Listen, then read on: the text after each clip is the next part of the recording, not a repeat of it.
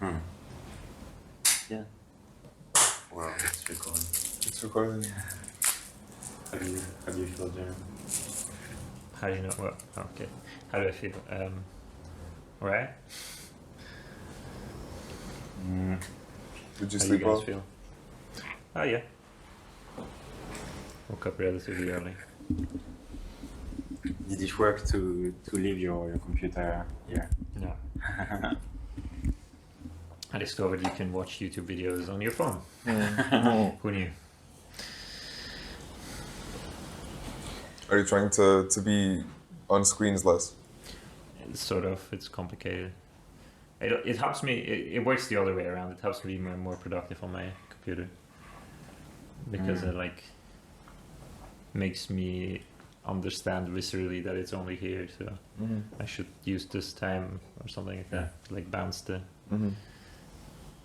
time I have access to it, so it's not like this infinite thing that I take for granted, I guess. Exactly. So you could always work. You could always be productive later. Yeah, Because exactly. you're always gonna have it. Yeah. Huh. So that works. The other way around, not so much. But that's fine. Yeah, I'm also trying to be on screens. I'm always trying to be on screens less. There's a very strong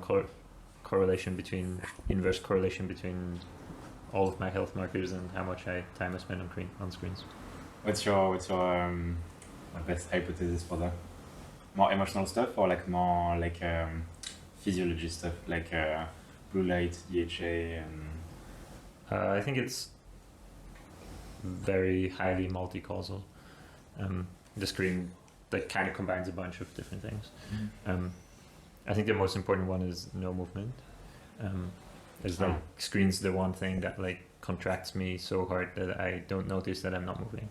Yeah. Anyway, and I think that like just makes me kind of like clench up more. And, so it's harder to take breaks also if I spend a long time on screens. But this sort of is an emotional issue already, so it's like hard to decouple these things.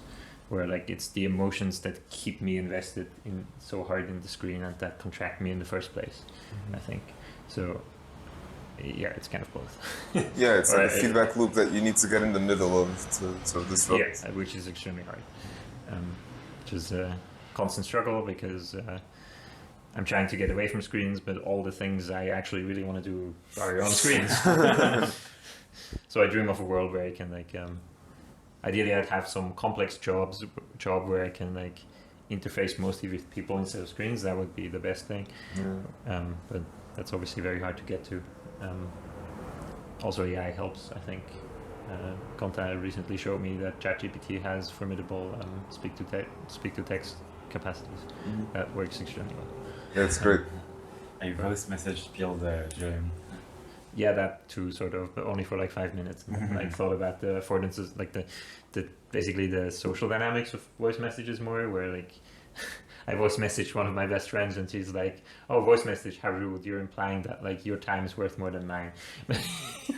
You can even fast forward voice messages. Yeah, but you can't like TLDR, like oh, I'll read this later or whatever. Like you have to still listen to it. You have to give more attention at one time or something. Yeah. Oh, we're sorely missing some version of like voice message communication where it's like automatically speak to text on the other side or something like that. Where it gives people the option. I think Telegram has a premium feature. That would make sense. Telegram has all the features usually. But they use like ChatGPT is like so impressive at this, and like all the other feels really. I don't know. I remember using that on Slack, and it always made like extremely funny errors. At least when I use it in French. Yeah, I tried using Google Assistant for a while because I like dreamed of this, and it was just it was a weird combination of extremely horrible at very mundane tasks and then like extremely good at like some things that seemed completely insane to me that it could do them, but overall it was not great. And like GPT gets 95% or something of what I'm saying, even in like arcane dialects like Swiss German. So that's pretty impressive. But it insults you by like translating. Yeah, well, I mean, the problem is like you're not actually talking to GPT it's like the GPT speak to text thing. Mm. So yeah, it like translates Swiss German to actual German, which I dislike because in my culture we still, even though Swiss German doesn't have a written language official, like we use it to communicate in like messaging apps and whatever. So it's weird if I spell like write actual German to my friends, and it's very annoying. It would be so funny if GPT translated Portuguese to Spanish when you talk to it. Yeah, that's more or less what it would be like. Not quite, but That's so offensive. yeah, exactly. It's so rude. Wait, a random side quest, but does Yeah, we should. Portuguese descend from Spanish? No. they have a common ancestor. Okay. Yeah. But Portuguese comes from Galaico-Portuguese, which is, a common ancestor between Portuguese and Galician. Oh wow, And Galaico-Portuguese. Galician is weird. No, it's basically like Portuguese, Oh. just with a Spanish accent. And then that has a common ancestor with the other Spanish languages. Yeah, makes sense. Yeah, it kind of sometimes reminds me of Romansh, which is like this Romanesque language we have in Switzerland. Sounds similar, more similar to Portuguese than like Spanish. So, I don't know. There's might be something there. I don't know. Yeah. Should we so formally start? Yeah, I mean, Yeah. Should we introduce Julian? How would you introduce? How would I introduce Julian? Do you want to introduce yourself? not sure if I'm very good. Julian is an engineer, an ex-professional card game player. Card game being Magic the Gathering and a fork of Magic the Gathering being Flesh and Blood. I think you're one of my friends. Some of the most detailed models of like health, nutrition, and like psycho-emotional stuff. I think that's one of the subjects we can talk about is like so you have like a bunch of like chronic health allergies, weird things that seem to be like extremely annoying, and in a very teapot fashion you made like some surprising, at least surprising to me, progress,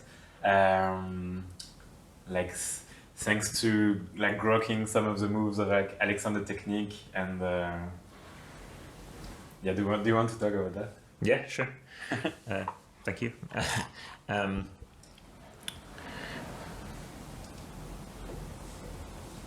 Yeah, so basically my entire life I was more or less healthy. Very, I would say, default sports hating nerd. So like, I did not exercise a lot, and I ate a lot of crap. But I would say like I was like generically healthy. I had like no allergies, no conditions otherwise, and whatever. And then like just maybe like 6 or 7 years ago, I started suddenly developing like really severe food allergies. This is kind of a common thing, I think. Like I know a bunch of people who've had similar trajectories. This was at the same time as I was starting to be really depressed. So then I did the usual thing where like, you have a bunch of allergic reactions. I suddenly ended up in an ER even with anaphylactic shock. They were like, holy crap, this is not normal, you might have died, yada yada. I was like super scared, and then went to see a bunch of allergy specialists, which all figured out absolutely fucking nothing. They performed a bunch of weird experiments. Like at some point thought I was histamine intolerant, not allergic, which is it's a different condition that looks very similar. Because a lot of allergic reactions, one of their main symptoms is you get all of these rashes and those type of reactions. Those are caused by histamine, which is I don't know, some biological molecule that's related to the immune system that causes this. And usually what happens is the body thinks it's under attack and it like produces a lot of histamine. This is like a typical allergy. It's like you ingest pollen, the body thinks it's like a virus, it like releases histamine to deal with that. You can also have different thing where like your body doesn't clear histamine often enough, and there's actually histamine in foods at disproportionate ratios, Really? depending on different foods. Basically, the older the food is, the more bacteria produce histamine in it. So like something like cured foods will have like very high histamine content. And then like people sometimes react to that. Also alcohol, and I think this is sometimes related to why some people flush. I don't know. so people thought because like all of my allergies didn't work out, they like didn't find the trigger for it. They tested a bunch of classic allergy tests. Then they thought like, oh, it might be this, and then they tested for this, and that was also negative. And so, what do you do? at that point, I was just like, so I have allergies, but none of the like usual like stuff about allergies seems to interact with my condition. That is truly fucked up. And then I kind of just like sort of checked out of the medical system because they did not seem to know what they're doing. Another, I think, common people experience. It's like in general a big waking up call. Like growing up, I felt like I had this black box model of the medical system where it's like, yeah, there's like hard problems we don't understand, like cancer, that are just like the trade-offs are so complex we cannot solve those. But everything else we have a pretty good model of because, you know, in school you learned about the Krebs cycle and whatever. So this gives you the idea that like, no, there's like mechanistic understanding here. Like we have some idea of what the pieces are and how they fit together and how the body works.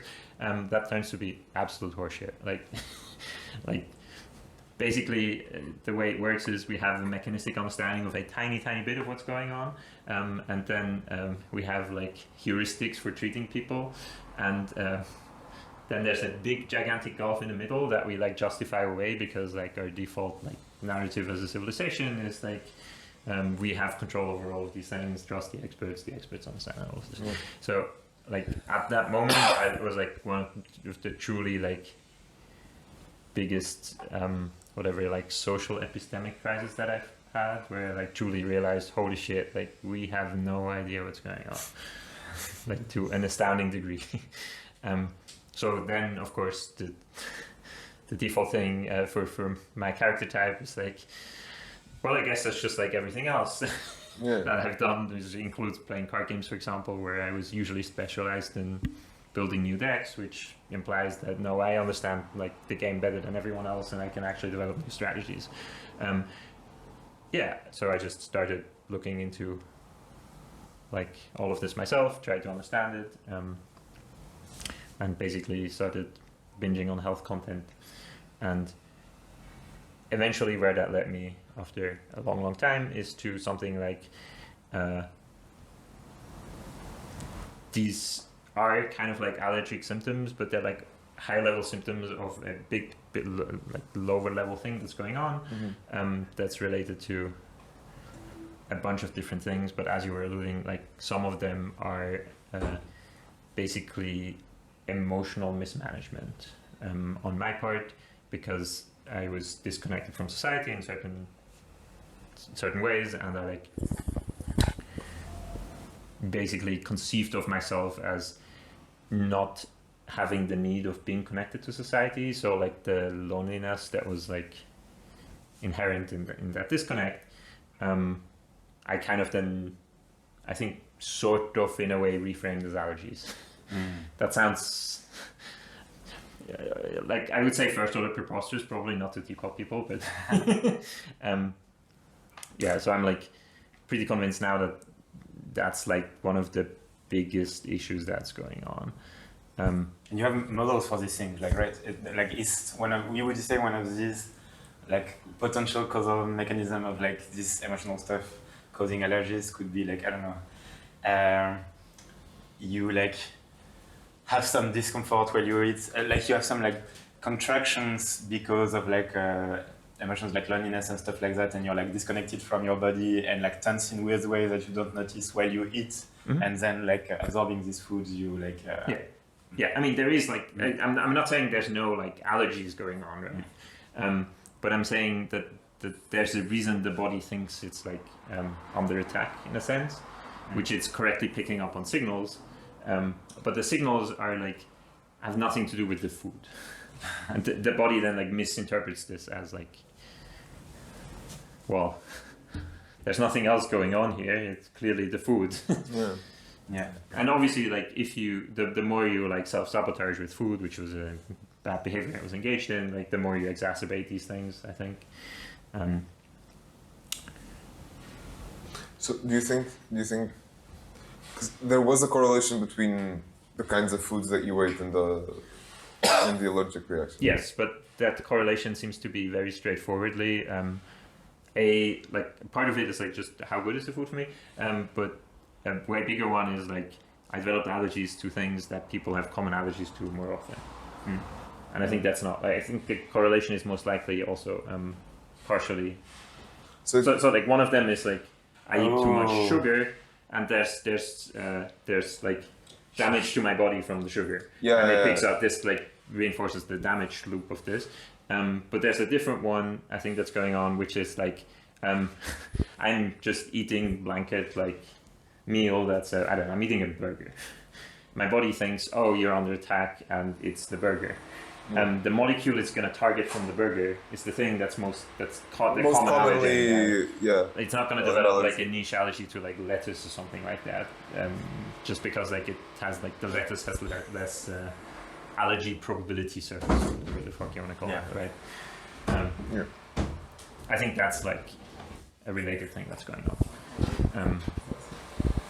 Yeah, I wonder, do you think that's, for me, I think there's like an element also of like the type of food, at least for like junk food, I wonder if like an element of that is like, I know that these foods are bad, so they like produce more karma in forms of shame when I eat them. Absolutely. Yeah. Shame, the other big, like this is like emotional thing is like shame, loneliness, anger, whatever, right? Like the depression is usually in that space. Yeah. I still don't know how they like fully interact with everything, but yeah, absolutely. I eventually started feeling like super ashamed for like my basically my food habits, right? And that definitely contributed to this, I would say. It's so interesting because it maps. Now we have like kind of a. I don't know anything about like Ayurvedic medicine, but like the people we know who went through this route, so like River yesterday and Michael Ashcroft as well, like gives this testimony of like, oh, I thought I was allergic to lactose. I thought I was lactose intolerant, and like rearranging some of my habits and like some emotional stuff. Oh, I can eat dairy and it's fine now. I've heard this story many, many times since I started talking about this explicit phenomenon with like, again, what I usually say is loneliness interpreted as allergies. And people are like, oh yeah, I used to think I'm lactose intolerant. I used to think I can't eat this or whatever. Yeah, and clearly like on top of my allergies, like actually it's like multiple different layers of symptoms. So there's part of it are the allergies, but then my allergies always had like extremely severe gastro symptoms, which is a type of allergy you get. What symptoms? Gastric symptoms, like diarrhea and whatever.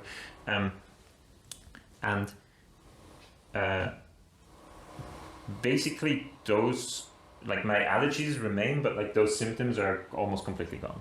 And those specifically were extremely often just like emotions.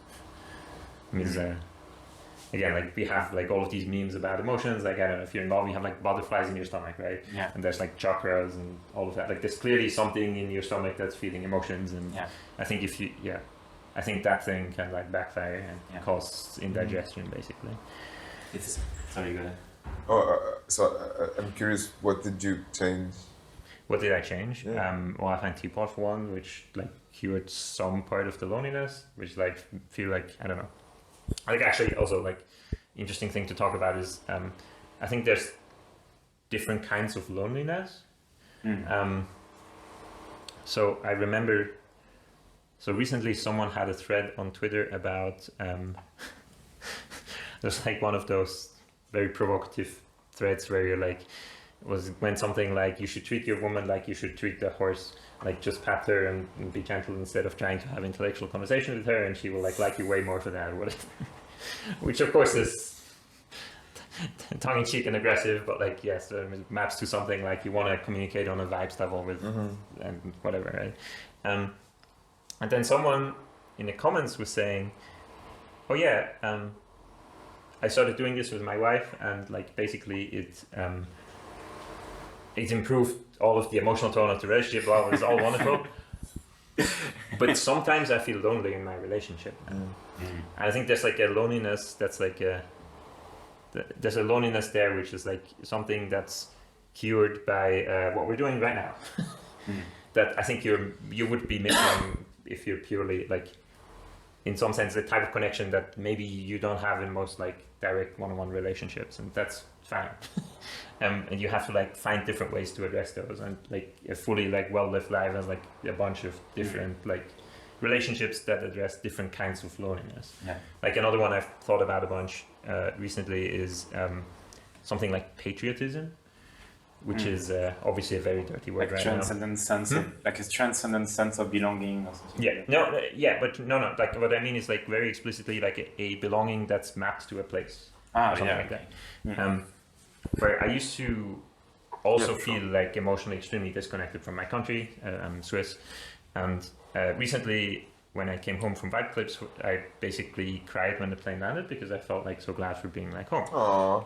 And that was a very unusual emotion for me, and I think that's in general something that our like we have all of these like reactions to notions like nationalism and patriotism that are in some sense obviously historically very well justified, but I think there's like an overreaction there, and then we lose some sense of belonging, and I think then there's like a loneliness in that like a lot of people have. I think that's like very common to Teapot, especially with like tendencies to like for people to run away to events, be digital nomads, and all that type of thing. You were I think the first person I heard like point at this pattern of like a bunch of the people that we know or that that are digital nomads like develop some like weird fuzzy general health. That's a tweet by someone. Someone saying like oh, I saw a lot of people go digital nomad, and after 5 years it looked like a wasting disease or something like that. I was like, holy crap. Yeah. So from a sense of like unrootedness. Probably it's part of that. So again, like I feel like human, almost like the body, I would say, has like intrinsic a bunch of different social needs, and it's like it's becoming increasingly hard to like cover them in an organic way. Especially we have like these fake simulacra of like covering them that in some sense make the thing worse, because it's like there's like junk food, right, where it's like you kind of sort of cover hunger, but like what you're actually covering is like lost and or whatever, and then the hunger is like almost, the food is almost engineered to like be as what is it saying, like as palatable as possible and as insatiating, as little satiating as possible, so you like go back and eat more. And kind of, I guess this is it. This is somehow an organic segue there to like my critique, main critique of like capitalism is like, or like, I would say the whole modern Western regime, whatever you want to call it, like this like democratic liberal capitalist like order, is that there is a naive assumption that humans have free will and are like bounded individuals, right? That's what liberalism fundamentally is. Like everyone should be treated as an individual, and that somehow this and that then, because they are bounded like sovereign individuals, they have like basically good preferences or something like that we then throw into the system, like democracy and markets and all of that. That then, because it's like good preferences, like outputs, like aggregates these preferences into like products. I don't take object with this mechanism. That's what people usually do when I criticize capitalism. They don't understand this information aggregation thing, right? They're like, no, I can do this better. I can solve the problem, and then you end up with the Soviet Union and like, yay, we solved the computation problem. We should move all the farmers from here to here, and 5 million die in like a food shortage over here. Because no, they actually couldn't solve this problem because it's calculation, like the calculation is intractable, extremely hard. We obviously are getting closer to solving some amounts of these problems because we have modern computation. So in some sense, maybe there's arguments, more arguments in that direction, but that doesn't matter too much for my argument anyway. What my problem is with the system is like you have this assumption of like individual sovereign preferences, and that's just not true. That's not how humans work. Humans it's like there's a thing in biology also where evolution doesn't just affect like specific traits of like mutations give you, but the rate of mutation itself, so like the variance. And it's kind of the same here, where like the whole market also affects people's preferences and can affect people's preferences. And like, yes, in theory, like I think of it more like liberalism is a great ideal. You want self-sovereign people, but they're like how sovereign those people are is like subject to the context, and you can make them more or less sovereign. And basically, we built an entire system to make them like as little like. Basically, because we're pretending they're sovereign, the market gets to extract all of the sovereignty from the people that it possibly can, by again undermining their will in some sense by like creating all of these horrible incentives, and that's a huge fucking issue. And not enough people like talk about this. What you basically want is not like, or like if they talk about it, then it's always to justify like changes to the market, instead of like basically creating systems that like protect human autonomy or decision making or something like some scaffolding above the market. Yeah, like yeah. China. Yeah, exactly. Ideally, you would want like the government to intervene here, I think, not over here. And people always no. But what's here? Here's the market. Here's the people. Or like the people. Or it basically like I think the correct place to intervene is actually the interface between the two. So I think like this all sort of generalizes to a notion that like something like marketing is evil. I think is like how you can pitch this. Where like this is about like the information content that's like being served to the people that's modified. In some sense, the information sometimes is implicit in the product, right? Where like the product itself through the high palatability and low satiety misadvertises itself in a sense, right? But then very often, obviously, there's like marketing works. Otherwise, it wouldn't be one of the biggest industries on the planet. So you can change people's minds with this. And why would you use this to change people's minds in the direction of a company? That doesn't make sense to me. So I would like actually, I think the easy solution to this is legit just like ban all advertising and replace it with like some institution that's mandated with only aggregating information dispassionately or something like that. I know this also sounds like it has a million totalitarian fair cases, but so does absolutely everything. And I'm not, I don't know, sorry. I maybe wanted to ask a question. Oh, I can't remember the question I wanted to ask. But okay, so you're saying you think the problem with capitalism is that the interface between people and the market, and you say that is marketing. Yeah, I would broadly call that marketing. Yeah, and it seemed like you were saying marketing is evil, but obviously, if you take marketing to mean how do you connect the supply and demand side, right? Like how do you connect people to the actual products they want to buy? Yeah. Right. Like that is like a useful service, right? Like no. You need an interface. You need an interface. Yeah. So the problem is with predatory advertising, and when you were saying, oh, the problem's at the interface, like my sense is like, is it, or like, is it only, or even is it mostly? Because there are ways that companies or just big bundles of capital or states shape the incentive landscape for people. That's not marketing, right? Like by building housing, you could make housing prices go down, which would shape how likely people are to settle down and have kids, for example, right? And by not building housing, you make people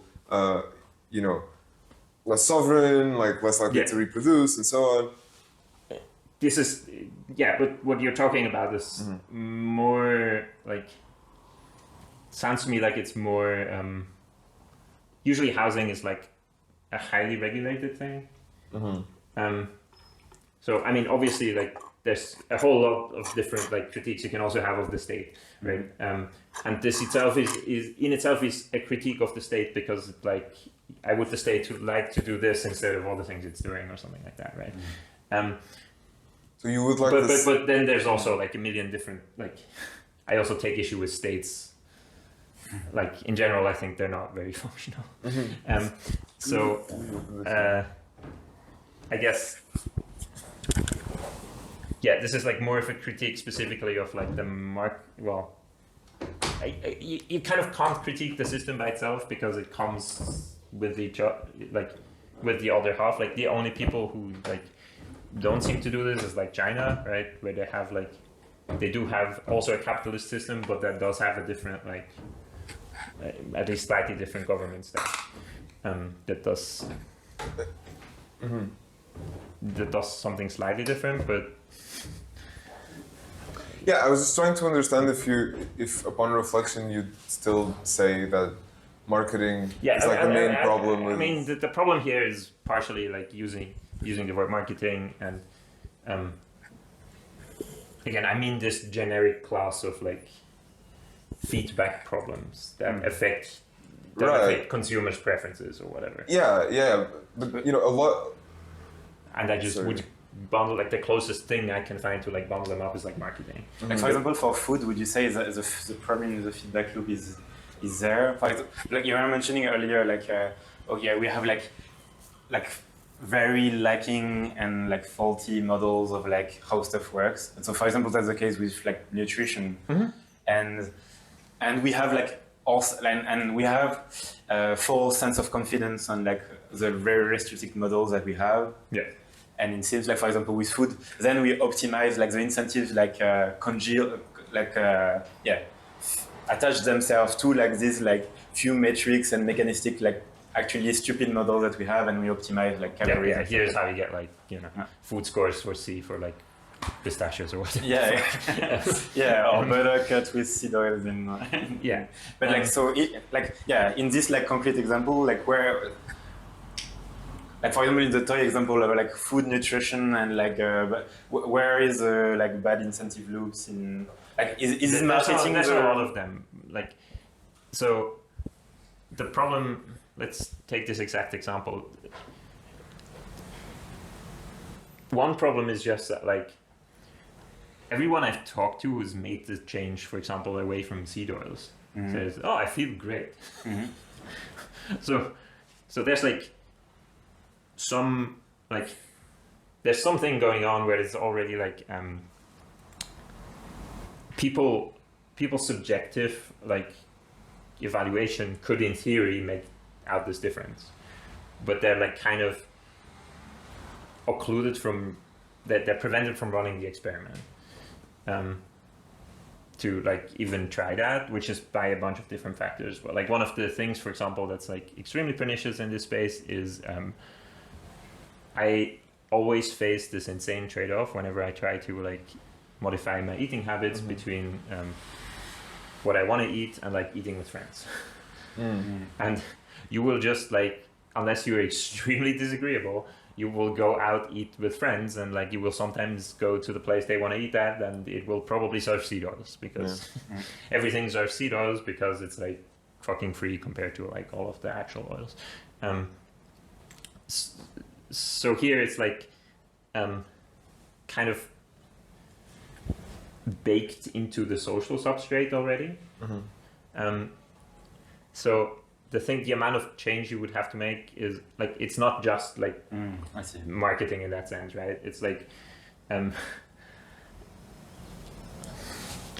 it's like it was a marketing decision at some point, if that makes sense, like explicitly. So at least I've been told there's like it used to be machine oils, and then someone was like, machine oils. Yeah, it used to be used for machine oils and not for humans. Like rapeseed oil. And then someone was like, what if we can sell this to people for food? And the like cholesterol stuff. And then they like marketed it, and then there was like the whole 50s cholesterol thing. That's obviously a big like pivot in the direction where they're like, oh no, like PUFAs are great and like all the fats are bad and all of that. Even though we clearly had like have had knowledge before. That you keep referencing my Anna Karenina take, where like I read Anna Karenina and like it has a reference to the main character being like, oh, I don't want to gain weight before my riding contest tomorrow, so I'll eat a steak instead of carbs. So they knew about this in 200 years ago. Then like something happened in between and we forgot. And that thing that happened in between is marketing and lobbying, very explicitly, like we know in this case. But obviously, again, like this is now baked into the culture. So as you're correctly pointing out, like it's not just marketing, and to change this is like extremely hard, because you would have, in some sense, all of these problems are always like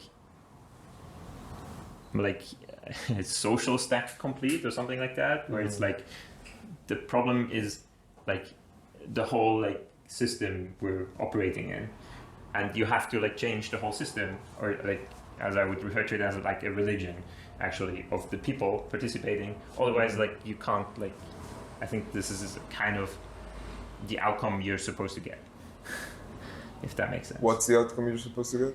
Well, the one where like we have right now, where it's like supposed according to.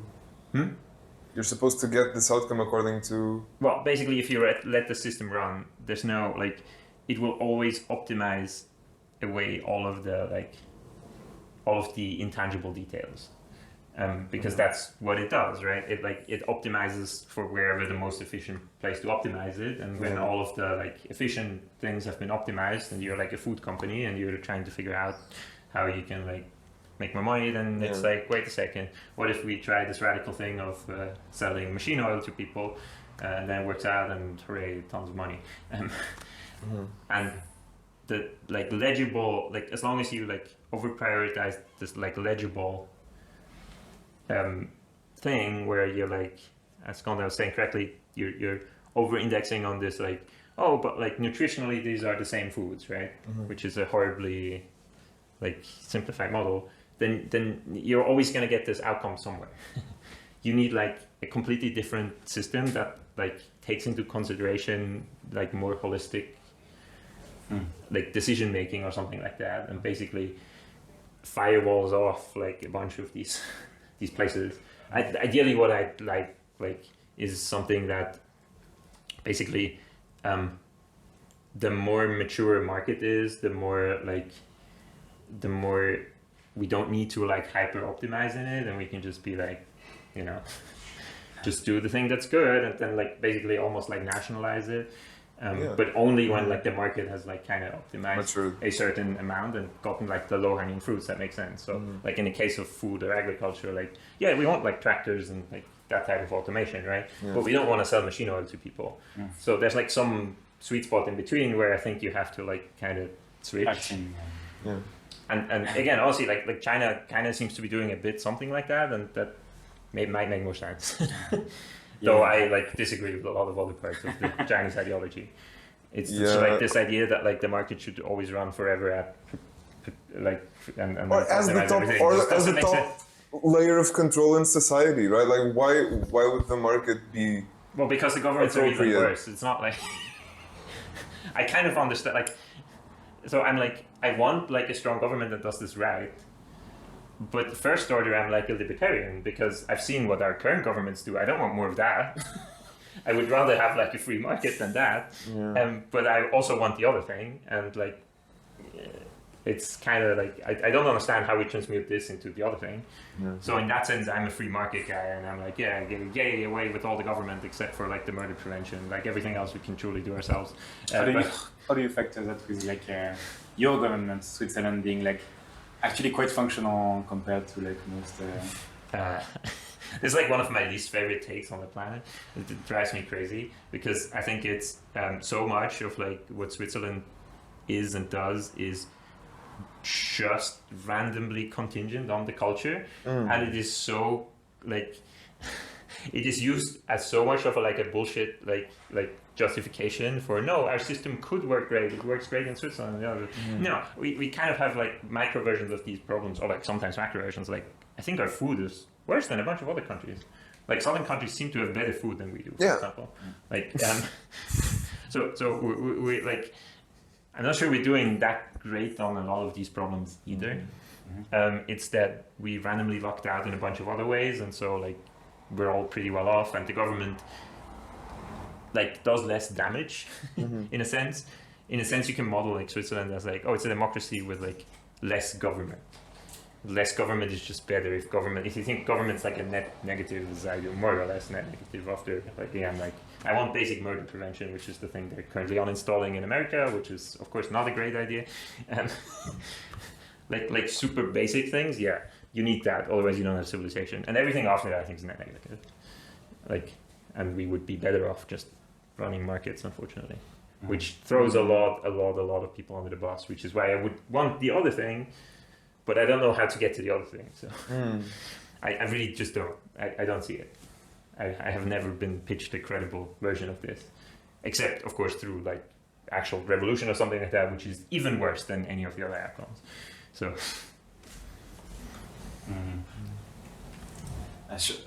we don't have much time left. Yeah. But it makes me think of if you have like makes me think of a short segue question.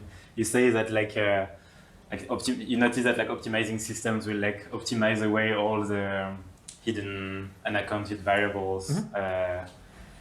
Observing that, why are you not AI doomer? I sort of am. I'm not a classical AI doomer because the way the world works, like the whole AI doomsday Eliezer argument is, at least to my understanding, based precisely, again, it's like the nutrition score optimization. It's exactly the same. It's like the AI, like, oh, it will calculate all the perfect nutrition scores and thus will doom us. I will go in this direction and like to optimize away. I'm really scared of like AI doomsday optimization scenarios where you just have like a current like bad incentive structure, especially like current governments, deploy AI to like optimize in a bad direction. I'm super doomer on that in a sense. Not that doomer because again, these entities seem to be like all of the issues with there is their radical incompetence. So that itself like diffuses the argument to a certain extent. Like the scarier part is the corporations than the governments, but even those still seem to be kind of sort of bounded. That could go away, that would be bad. Again, some like 1984 scenario like based on AI is pretty worrisome. I am worried about that, but like the one where it's like takes off and like where it's not just like again like optimization is a good like way to think about it, but like the feedback thing where it like becomes this self-alive like symbolic spirit that like eats the world or something like that because it out-reasons everybody, that doesn't make sense to me. But that's like on a fundamental like how I think the world works perspective, which is a whole different rabbit hole we probably don't want to go down right now. But these are actually related, I guess. Again, it is like related to the whole premise of there being like a lot of hidden variables and so on. Like, Goodhart's law. Goodhart's? Oh yeah. Is there a message you want to end on? A message. Yeah.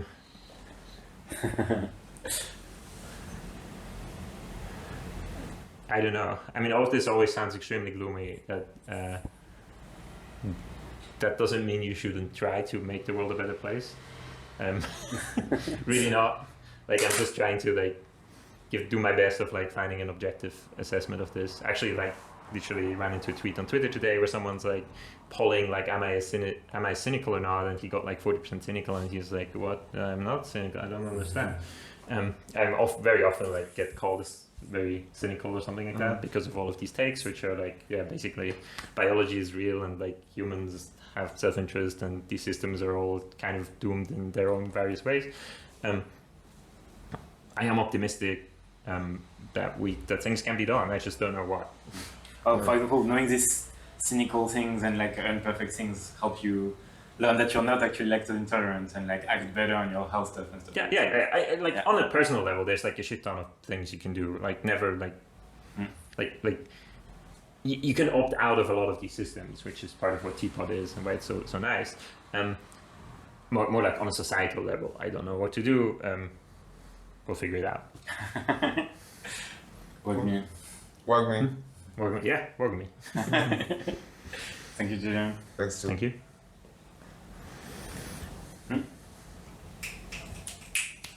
Checking Queens. Check-in Queens. Check-in White Queens and North Brooklyn. representatives. Government electives.